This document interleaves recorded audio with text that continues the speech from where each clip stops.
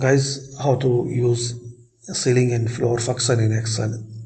You need to use this formula, like for ceiling function equal, type here ceiling, double click on it, select your number, comma, and significance like 5, press enter. Now double click here,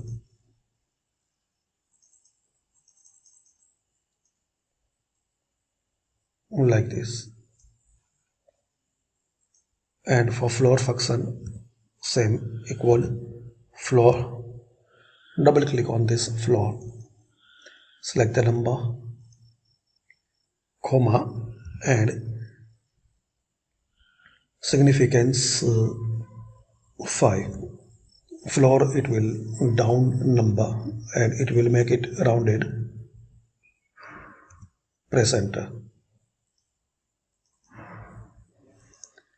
That's it. Thanks for watching.